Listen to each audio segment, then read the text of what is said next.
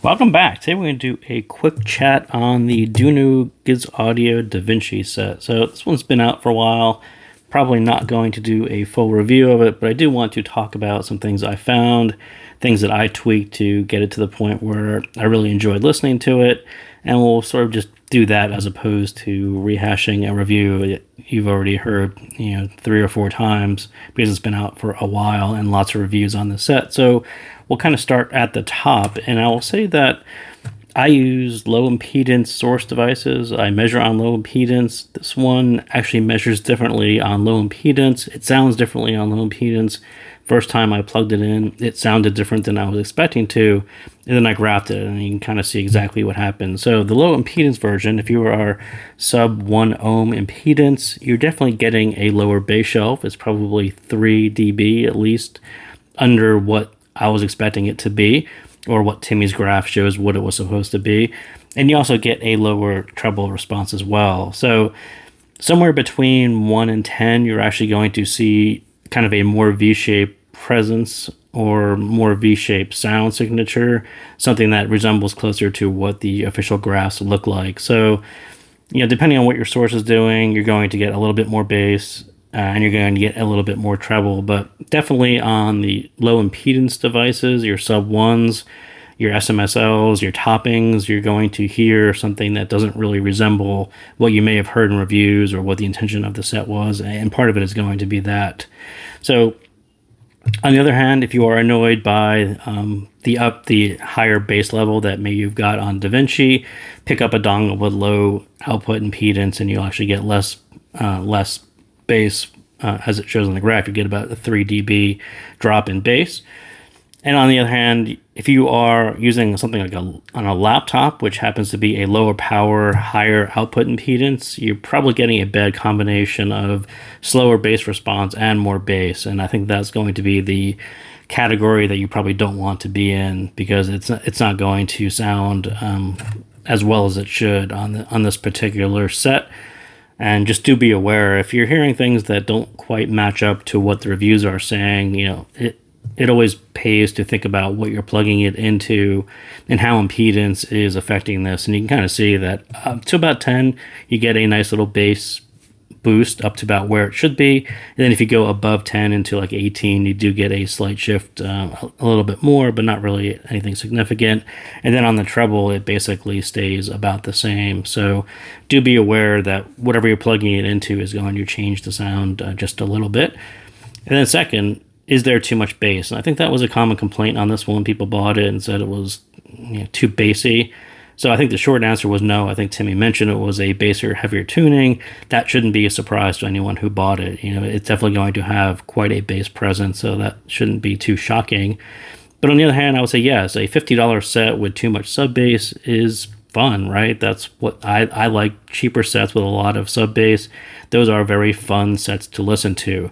When you get into the $300 hybrids, the 2DDs and 4BAs, you do need a set that has really nice bass control, really nice bass definition, texture, rigidity, and it knows the limit as to where it crosses over into that cheaper sounding fun zone. And I think that is part of where people kind of got, critiques on this set was the dynamic driver isn't the tightest or the fastest, and it has a little bit of this fun zone sound to it. And I think U-shaped tuning doesn't solve all the problems. You can do the tightest U-shaped tuning that you want, but if your dynamic driver is a little bit slower, it sounds a little bit more, that fuzzy sub bass sound to it.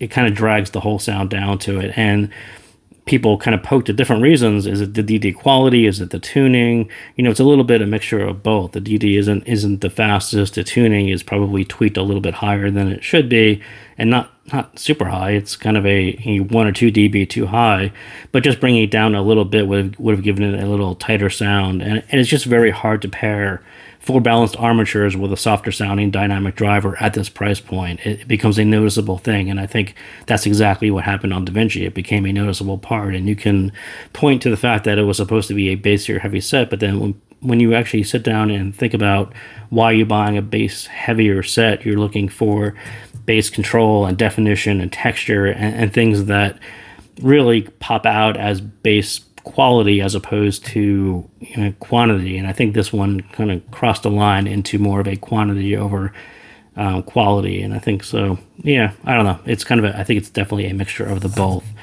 So the third thing about DaVinci, the pebble in the shoe was the treble. And, sometimes you're walking along and you feel fine and something pops into your shoe and it's like it kind of annoys you. And then you shake your shoe and it goes away for a few minutes and then it kind of comes back.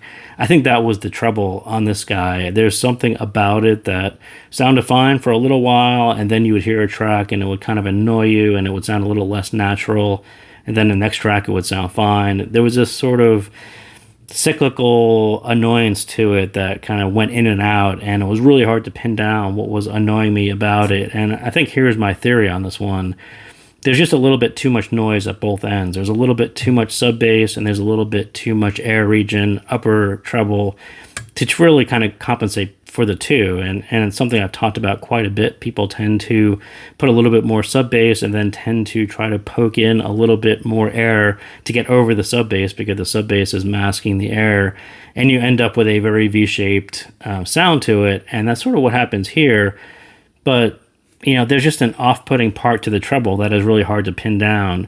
And if you lower the sub bass and listen to a busier track, there's this extra high frequency energy that doesn't really need to be there. And it's almost like what I talked about with the dynamic driver.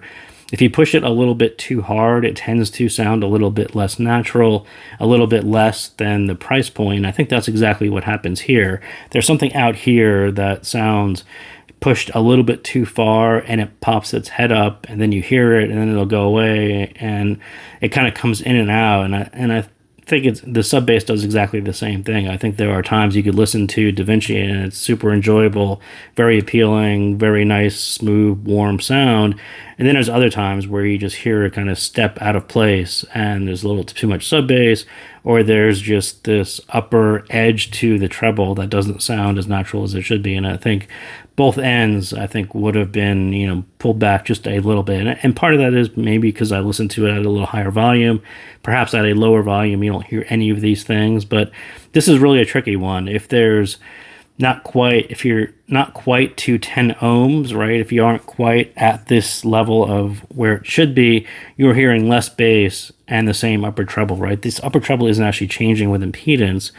So if you're at the lower level, or if you're not quite at that bass level, I think it sticks out even more. And again, I think that was one of the things that I was hearing just because of my setup was I think the upper treble was just sticking out a little bit more because of the impedance and what I was doing and how I was listening to it. So yeah, I think overall, nice set. You just have to be aware and maybe compensate for some things that maybe you're hearing. I think some people bought it and said, not for me, don't like it. And again, that's kind of what I heard first with impedance. Out of the box, low impedance, I didn't really like it. Throw a 10 ohm impedance adapter, it's a very different set. And then you kind of get down into how do I tweak this so it sounds perfect with the drivers he did and the tuning he did. And I think you can kind of get there. So yeah, it's kind of an interesting one. So Aftershow, and I think when you look at the 5-segment crossover that they did, I think it kind of splits into the areas that I would say that would be fair to tweak if you have this set and you want to get the best out of it or lean it more towards your preferences. So the bigger dynamic driver is the low sub bass. And again, like I said, I think there's about 1 dB too much there. I just like it so it pops right under. I don't like it to the point where it oversteps and you can hear it and it steps out. It's like walking into a room and noticing there's a sub bass or a subwoofer in the room. You really shouldn't. It should kind of be invisible and transparent, and it should kind of seamlessly merge with everything else. And the point at which you notice that the sub bass oversteps, I think you just pull back 1 dB, 2 dB, and I think that sort of preserves the character of a bass heavy tuning without overstepping into affecting everything else that you're hearing. So the mid bass region, this 1 to 400.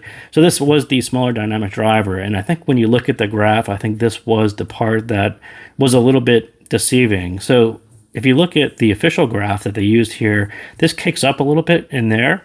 When you look at it on people's measurements, it's pretty much flat, like a flat U shape.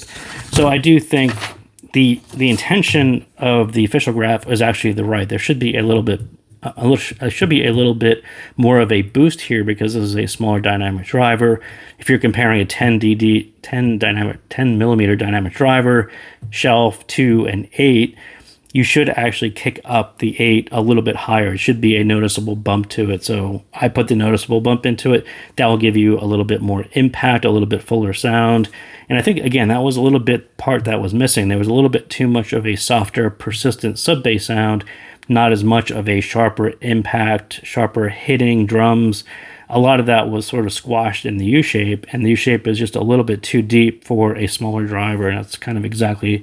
So I do think they split it out correctly, but if you look at a set like Cisse Hydra, which basically does this kind of arc curve, exactly what this one should have done. You should have actually bumped this out a little bit and then rolled this back down, and Hydra does that quite well. Kind of in a similar setup, 2 different size drivers, and you do that for that particular reason. So you're getting the best sound out of both ranges, and I think that would have worked pretty well here, but you can do an EQ. It actually sounds pretty good. And then, as I said, there's just a little bit extra out here. Again, this one is split about 8K and above.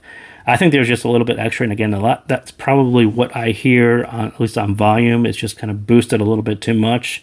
There's a little bit too much high frequency energy out there that is clouding up. It doesn't sound like a top of the line set because there's a little extra out here. There's kind of a haze or a halo of noise out there that probably doesn't really need to be out there. And to get that really smooth, end-to-end refined, dark background, nice contrast, I had to kind of dip that down just 1 dB just so it was just poked under where it should be, under to the point where it was noticeably stepping out just in the same way that the sub bass was stepping out. So that's some tweaking advice on the DaVinci. So again, nice set.